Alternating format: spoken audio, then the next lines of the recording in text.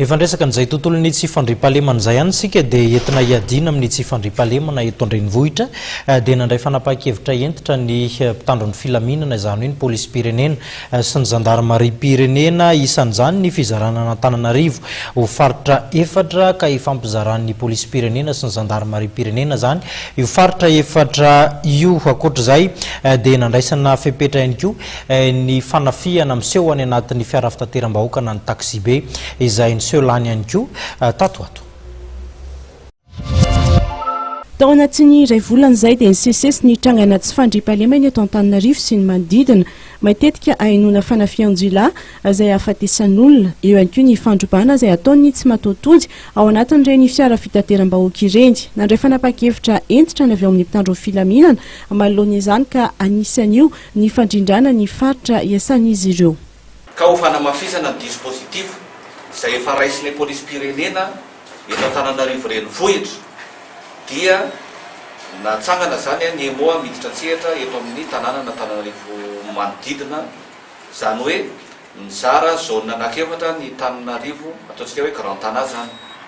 Voalohany amin'izay zone voalohany Antananarivo renivohitra, ny lehibean'izy io dia ny commissaire central Antananarivo. Ny zone faharoa Antananarivo Atsimondano, ny lehibean'ny zone io ny commissaire central ny Atsimondano. Ny zone fahatelo ny Antananarivo Avaradrano, ny lehibeany io dia ny zone ny commissaire central Avaradrano, ary ny zone fahaefatra ny district Anambohitra Atrimo, ny lehibean'izay zone zay dia ny commandant groupement gendarmerie eto Analamanga. Reo zone efatra reo natao mba hitsinjarana anaraha-maso ny fandriampahalemana misy eto amin'ity grand tana ity. Akoatr'izay dia voaresaka manokana ihany koa ny fandriampahaleman'ny olona izay mandray ny fitanteram-bahoaka indrindra amin'ireny toerana mafana amin'ny sito mahery sy ny fandrombana samihafa ireny. Fepetra efa niraisinay eto anivon'ny polisy pirenena dia misy andiana polisy tsy manao fanamina fa manao fanamina sivily mitsofoka mihitsy any amin'ireny taxi be lazaintsika fa faritra mafana ireny.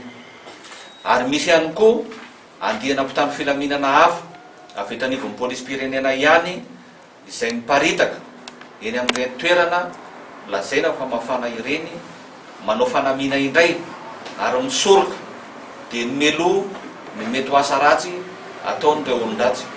Maka ohatra vitsivitsy fotsiny aho anareo eto Antananarivo fa efa sika miparitaka amin'ireo arrondissement misy eto Antananarivo renivohitra izay dispositif raisinay polisy pirenena izay. Ohatra etsy amin'ny areana bus etsy Anosy, eo amin'ny areana bus etsy Ampefilo eo amin'ny Total, eo amin'ny areana bus eo Andavamamba, eo amin'ny areana bus R+5 67 hectares Atsimo, eo amin'ny areana bus Vatobe 67 hectares, dia ny etsy amin'ny tsena Namontana zay zany no dia ny atsy ambody filao Analakely.